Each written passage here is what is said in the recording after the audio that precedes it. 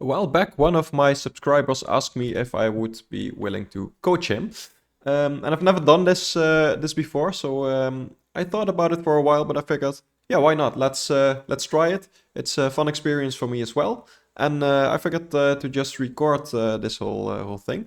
We're calling it Project Magnus. And this is the first episode. Now, he's not with us right now, but he will be for future episodes. And today I'm just gonna take a look into his account and seeing where we can gain the most for now. So he's 926 rated at the moment. So the first goal is obviously to get into those triple digits, quadruple digits even.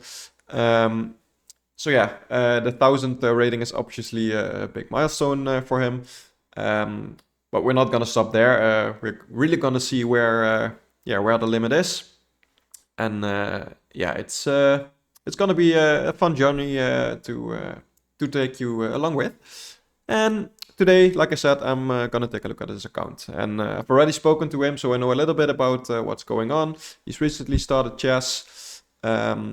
Or picking it up again, I should say. And yeah, he just wants to improve, which is a good thing because that's the first step. If you really want it, you're probably going to. So I'm gonna analyze one game later in this video, but for now I'm just gonna take a look at what games he's playing. I'm noticing he's playing quite a lot. These are rapid games. We're also gonna focus on his rapid rating, and yeah, I'm seeing that. On April 26th, he played, I'm not going to count them, but quite a lot of games.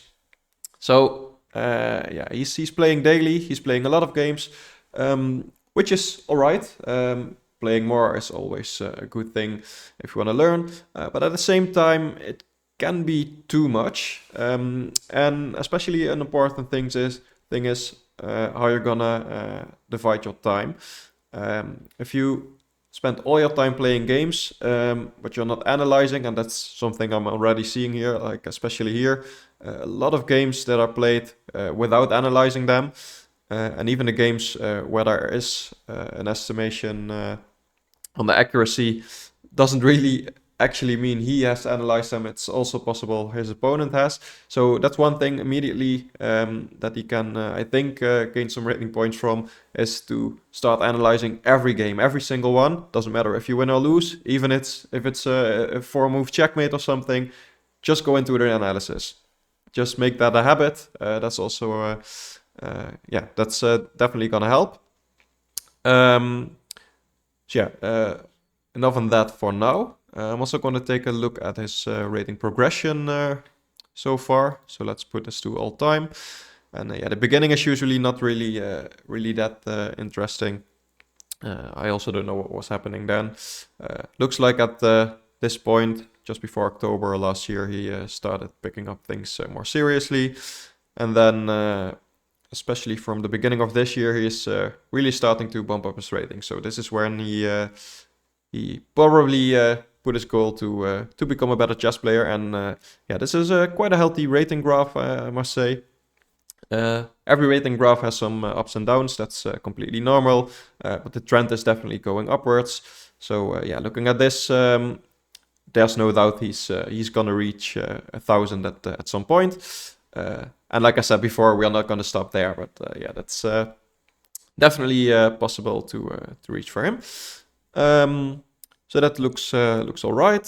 He has never reached 1000 yet, so he's come close, so that's all right. Looking at this, yeah, he's winning just a little bit more with the white pieces as with the black pieces, so there's nothing special about that. He has won against a 1000 rated player, so that's also always nice to have. And if we see, yeah, there's nothing special here as well. So that's his rating graph. Another thing I want to look at, and I'm going to go to another website for this, is openingtree.com. And this is quite a useful website because you can actually analyze all the openings he's playing. So I'm going to here click on chess.com, and his account name is The Novice with double I. And I'm just going to start with the white pieces, and I'm going to put some filters because I'm not interested in really old games. So I'm just gonna go start of the year. So every game from the 1st of January up to now.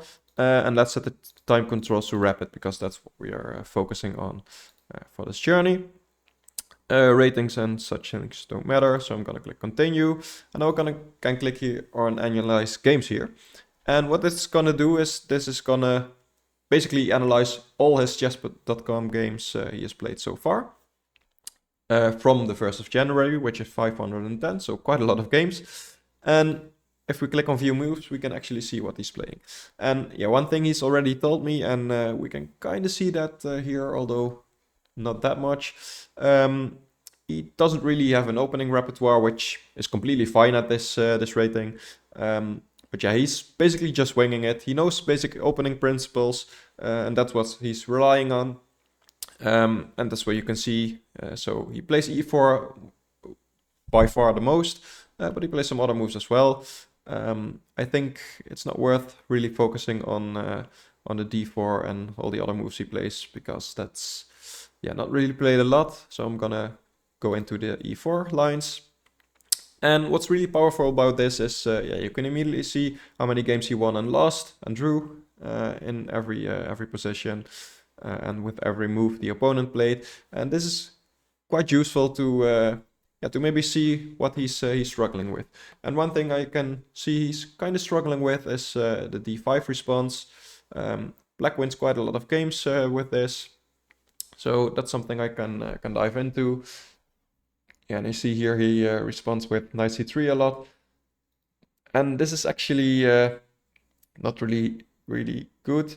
And yeah, at his rating range, you see his opponents don't always capitalize on this. But if you kick the knight out, now the knight has to move again, and it's just really awkward. If the knight moves here, for example, it's just blocking your bishop. It's not really good. This pawn is really annoying. So instead of defending, it's quite usual, and I don't see him playing this move ever. But it's probably best to just take. And he has never played this, so that's already something I see. Even from move 3, there's some things you can learn. And obviously, you need to know what you do here. The queen takes, you bring out your knight. The queen doesn't have to take. There's always also this move. So you have to know some things here, but I think this is something you can definitely learn. And yeah, d5 is common enough to definitely spend some time on that move. The other moves I like c5, also not the best, but at the same time it's only 11 games, so that's not really enough data to really say he's struggling with that. And against e5 he's actually doing quite well, but I'm just gonna dive in a little bit more to see if there's something after some point. So here again, he plays a lot of moves. Like I said, he knows basic opening principles, but he doesn't really have a preferred opening or something like that at the point, which is something we're also going to work on, by the way. But looks like he plays knight f3 the most, and again, that's not much of a difference, so I'm just going to dive in that variation. And here, let's see, his opponents usually play knight c6, which is also probably the most common move in this position. And he's quite struggling a little bit against knight f6, which is interesting. Yeah, I'm just gonna dive into knight c6. And yeah, there's nothing much going on anymore. So yeah, it's not... he isn't really gonna do a lot of wrong stuff in the opening. Mainly against d5, I think he can really improve. So that's what I'm seeing here. And just learning openings, especially some risk-free traps, OHA. I wouldn't go for any risky traps like the scholar's mate, and then if it doesn't work, you're in a worse position. That's not something I wanna teach him.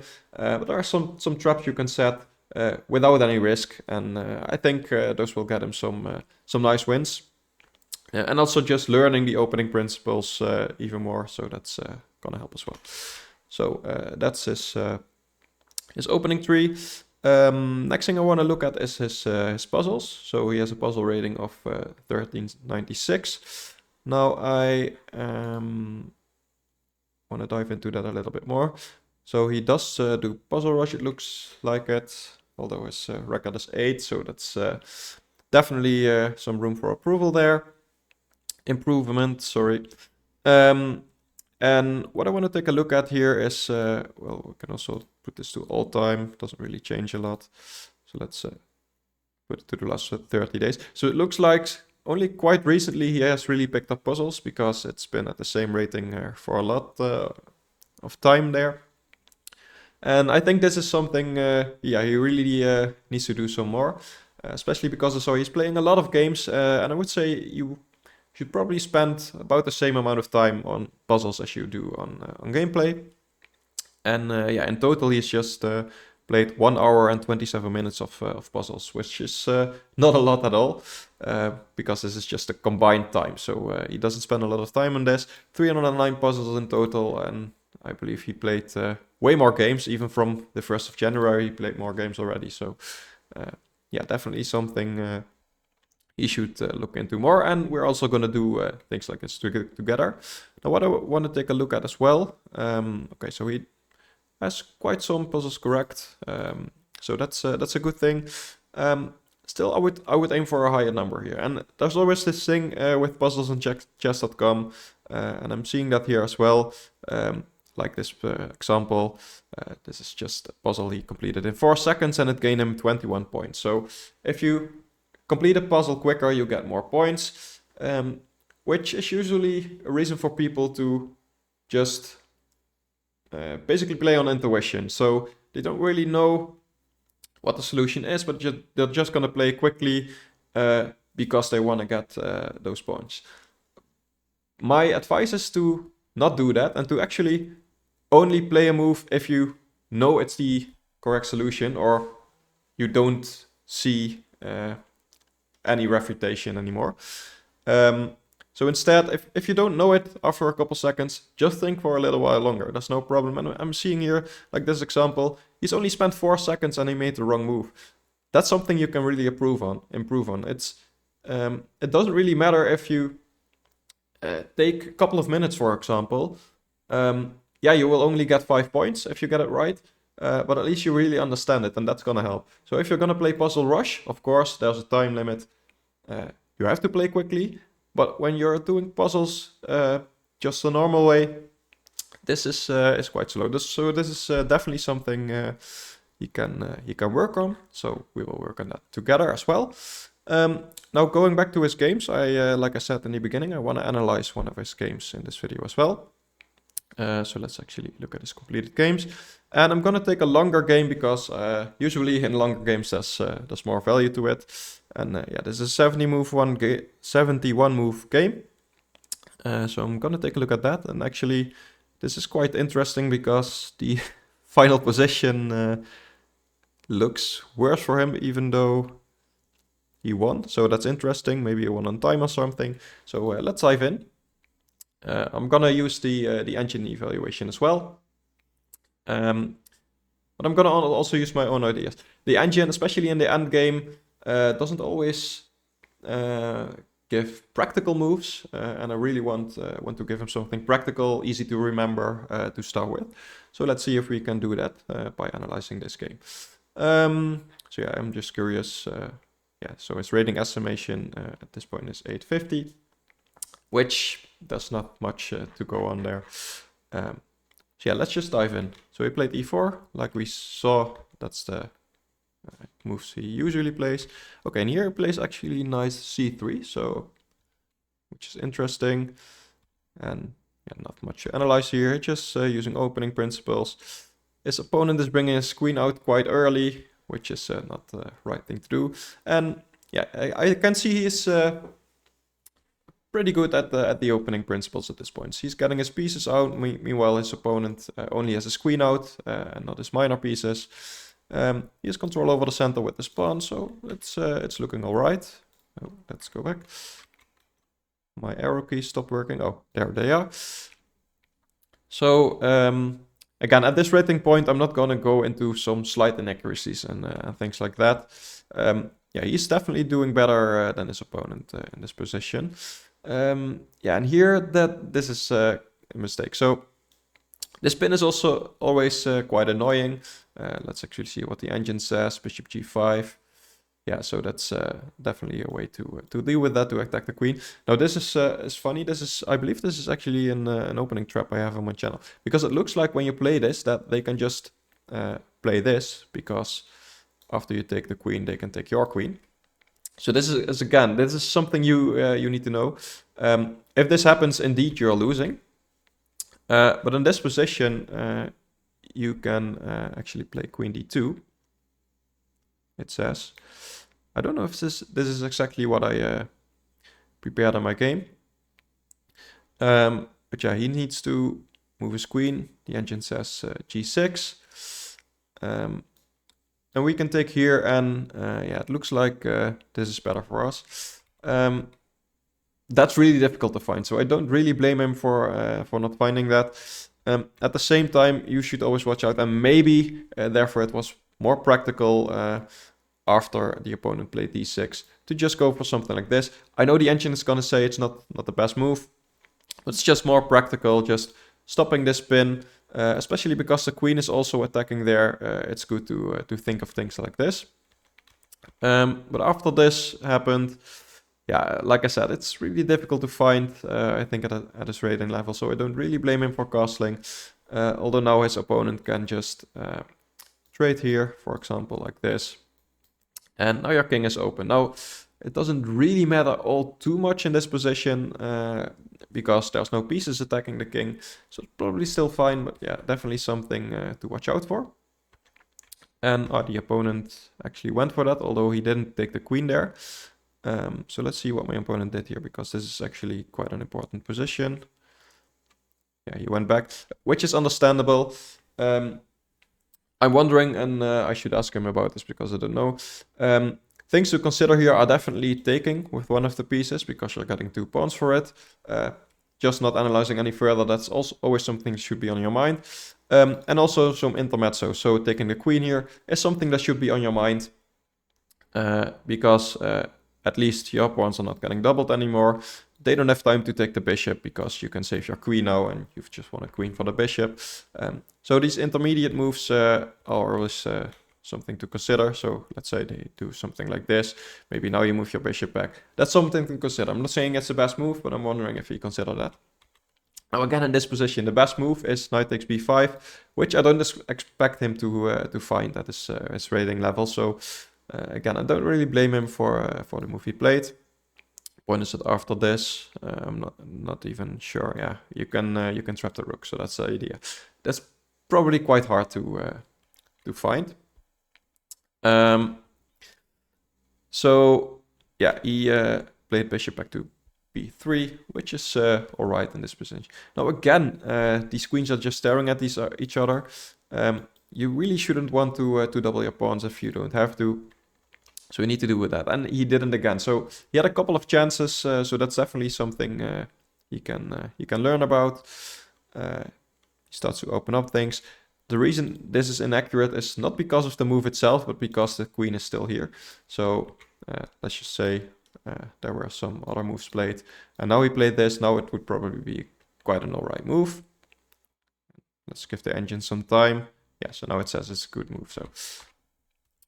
So again, disregarding the queen thing, which we've talked about enough now, this is an alright move. So let's see. Yeah, now the queens get traded, and now you have those a little weaker king. And again, he's not really attacking it, so it's completely fine. But it's still, if you can prevent it, that's probably the right thing to do. And yeah, the opponent blundered here. Now again, it's quite difficult to find why it's a blunder. So he did take here. And he played quite nice here. So again, this comes with a threat, which I think he saw. And obviously there's some tension between the knights as well. The rook is now open, which is always a problem for him. So this is looking quite nice. And yeah, after the trade, he should take back with the bishop. Yeah, if you take with the pawn, in some positions this is alright, but here it does 2 things that you don't want. One is that your pawns are now doubled, and you also have these doubled pawns which are now isolated as well. So this is quite bad. And on top of that, your bishop is now staring into that pawn. So your bishop is basically out of the game. You can get it back in the game, like something like this, bring it around something. But it's going to take you a lot of time. So yeah, taking with the bishop was definitely a lot better here.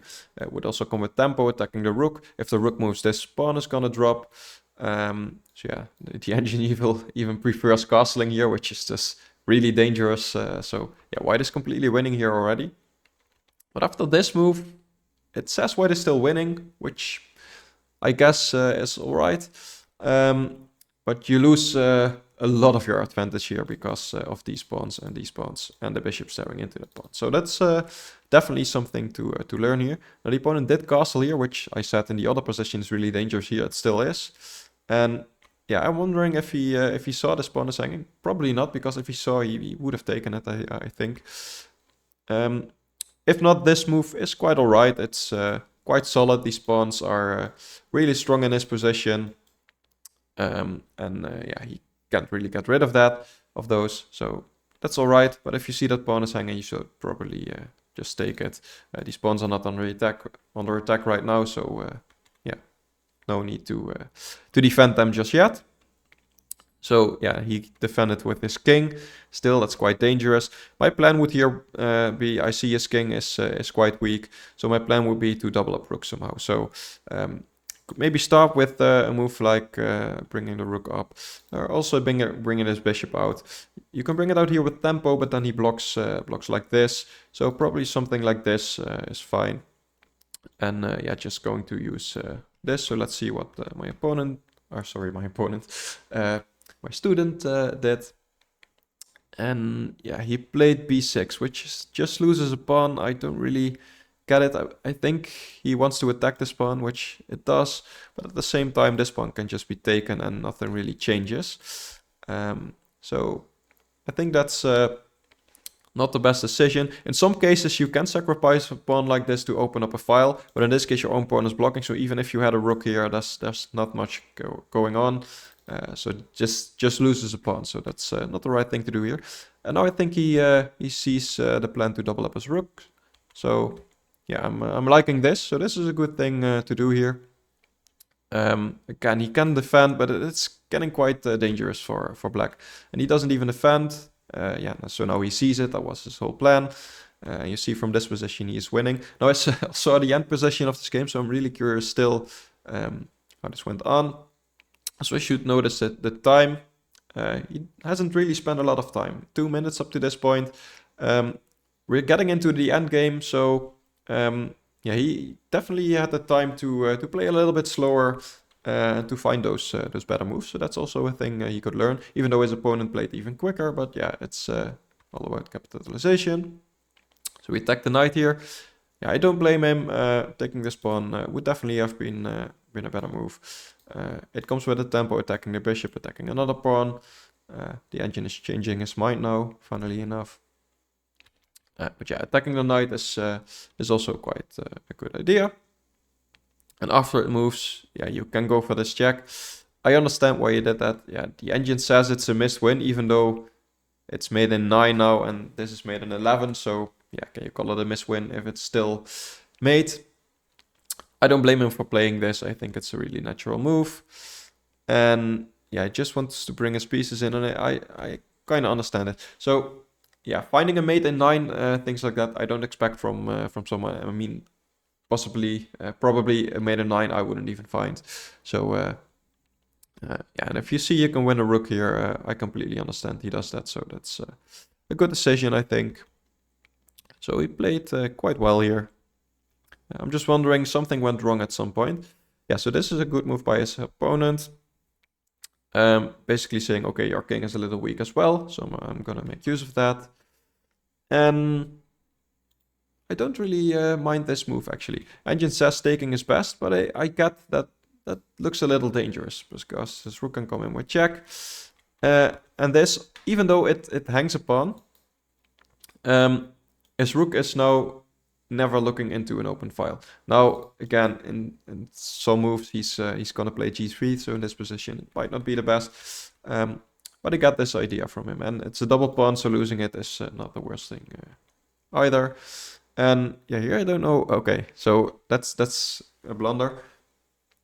So he was looking at this knight and probably thinking, okay, I can't take it because I'm losing the exchange. So let's attack it some more, which would be the right idea if the bishop couldn't get captured. So that's how he lost his advantage. So yeah, it's a one move blunder. Let's see. Yeah, and he played this move in 3 seconds. So again, something to learn, especially if you in the end game have so much time. Just take a little more thought. What's my opponent gonna do? Are my pieces defended? Just ask yourself a couple of those questions, and I think you can prevent blunders like this. But he took here, and then yeah, bringing your rook back is the wrong approach. You're attacking, so you should keep attacking, and especially because now material-wise it's actually equal, although black has a little more pieces, white has the pawns. And yeah, bringing the rook back just gives black the chance. I don't know why he moved his king. I guess because it's still a little weak, but yeah. Taking here now would be really dangerous for white, because these pawns are coming here, and yeah, white doesn't really have a lot of defense. Going back, his opponent moved his king. And yeah, he should really do something about this tension. And let's see. Yeah, so black tries to break through, which is a missed win in this position. But yeah, again, black is also not expected to find all those moves. And yeah, here, okay. Let's see where the next interesting thing happens. So again, he can win a pawn here, but I kind of understand this move. I think it's a nice idea. The engine's yeah. He loses quite a bit of his advantage, but at the same time, this pawn is quite dangerous. If you can get rid of it, that should make things a lot easier. And funnily enough, now he takes this pawn first. Gives a check. Yeah, now the opponent makes a blunder. He just loses his knight. And okay. So again, looking at the time spent here, 3 seconds on this. I don't know if you notice his rook is hanging. You can take back his rook, so it's not the worst problem. But especially when you give this check here, it's probably with the idea to take the knight if he plays this move right. Why else are you going to play that check? So yeah, that's really interesting to talk to him about. Yeah, that's just a free knight. So that's a miss, and the opponent saves his rook. And now can take the other rook. So quite interesting to see how he ended up winning this game, because now it's looking really bad. And yeah, he can pin the knight and probably win the knight here. But it was the cost, because yeah, you just have 3 pawns left. Black can easily get rid of it. So let's see how he played this endgame. So yeah, just making things difficult, attacking the bishop. Yeah, this is just a one move blunder again. Again, you still have a lot of time left. Yeah, your opponent even only has 1 minute left, so I think that's probably what's going to happen. He's going to win on time. But if you have a lot more time than your opponent, especially in an endgame, you can try to pause for a little bit and see if you can trick him somehow. Now, playing quickly isn't the worst thing to do here, because you can win on time. But definitely do a blunder check before every move. And in this case, I don't think he did. And the opponent, because he's playing quickly, didn't find it as well. So now you can take a pawn, which is all right. Again, these moves are played very quickly. His opponent is also really playing quickly here. Yeah, this check is all right. You really should be taking that pawn at some point, because in some positions it might become a queen, and then you're making it difficult on yourself. So yeah, now the pawn is taken. And yeah, this is a position you can probably save. If the rooks are traded, then just the bishop is not enough to checkmate. So I think this is objectively a draw. And probably it's gonna end on time. So let's see what happens here. Not much more left to analyze. Yeah, so he played really quickly here. So I think he was noticing his opponent was down on time by a lot. which is a smart thing to do. So yeah, here play this, and indeed his opponent lost some time. And even if he didn't, this would be an easy draw because the king has to move, and then you can take the rook, and it's a draw. And funnily enough, even if your opponent is down on time by so much, I probably wouldn't go for the draw here because you can actually win like you did in the game. So I would just start checking some more, and maybe even just try to do something like this, just to make him spend some more time. And yeah, you would lose in time like I did in the game. So in the end, definitely some things to learn. I think the main point is his time usage could be better. Just do some more blunder checks. You could learn some opening theory as well. That's what we're gonna look into. So yeah, I'm looking forward to analyzing some stuff with him. So we're gonna see next time what we can do and where his rating can go. So yeah, if you're looking forward to this as well, drop a like, and I'll see you next time. Thank you for watching. Bye bye.